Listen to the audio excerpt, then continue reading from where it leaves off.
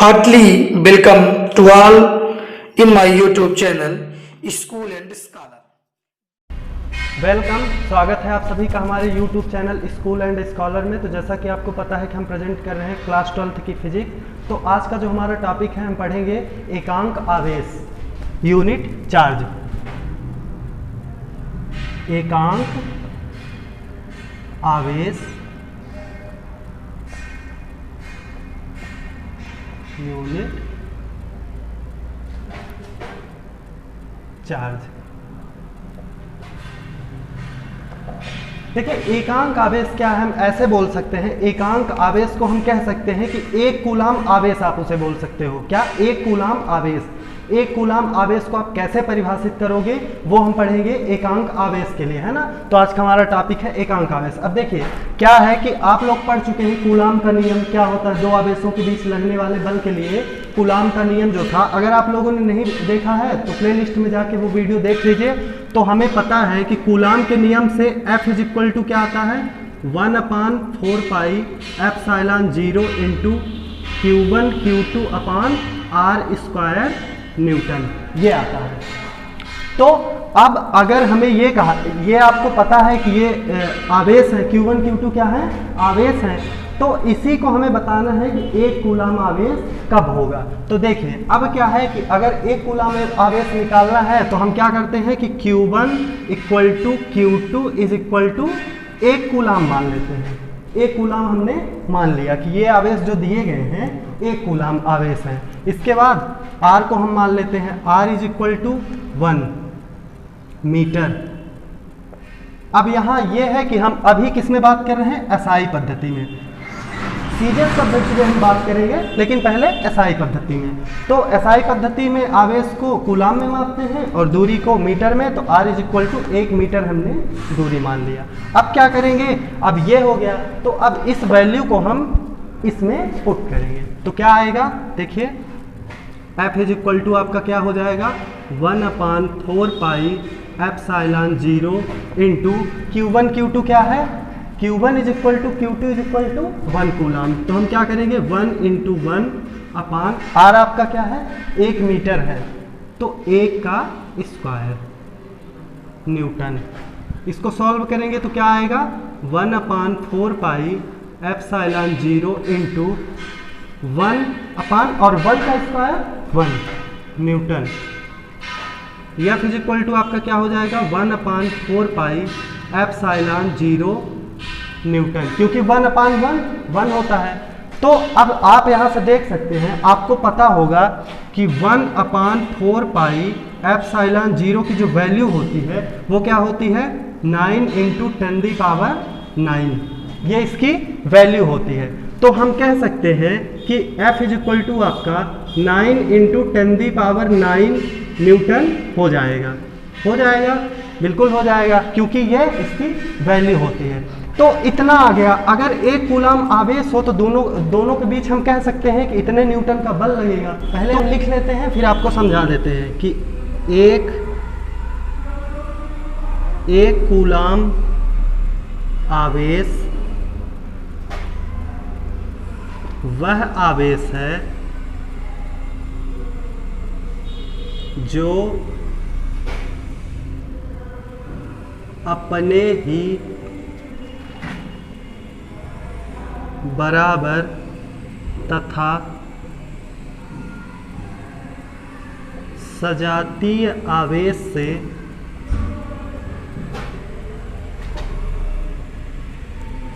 एक मीटर की दूरी पर रखने से उनके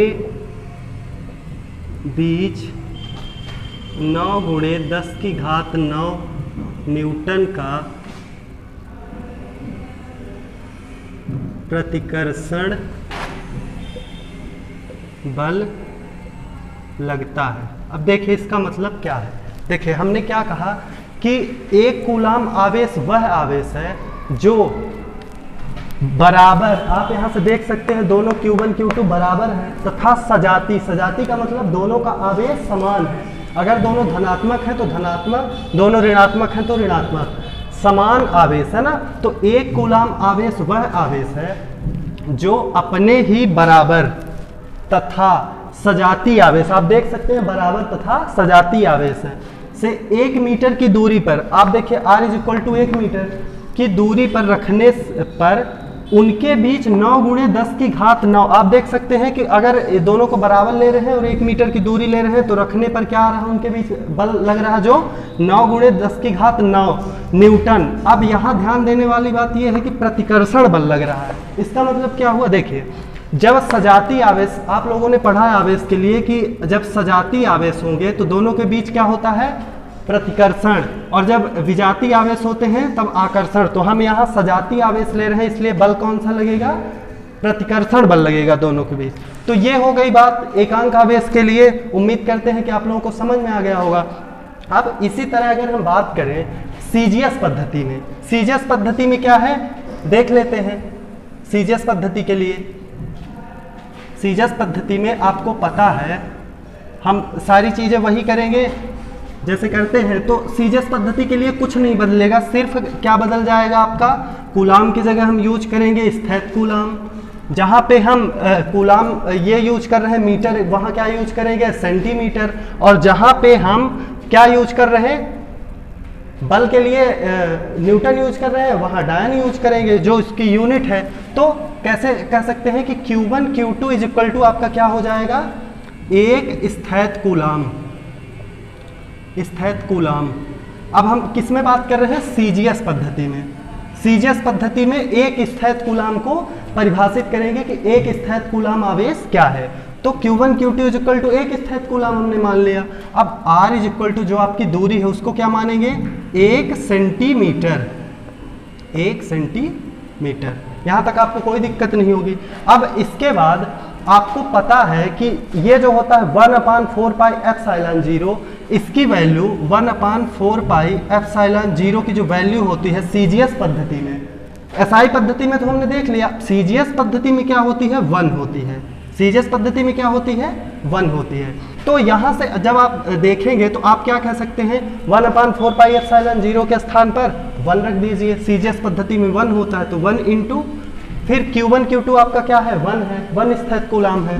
तो 1 × 1 r आपका क्या है, 1 सेंटीमीटर है, तो 1 का स्क्वायर। और इसका सीजीएस पद्धति में बल का मात्रक क्या होता है, डायन। तो यहाँ हम लिख देंगे डायन।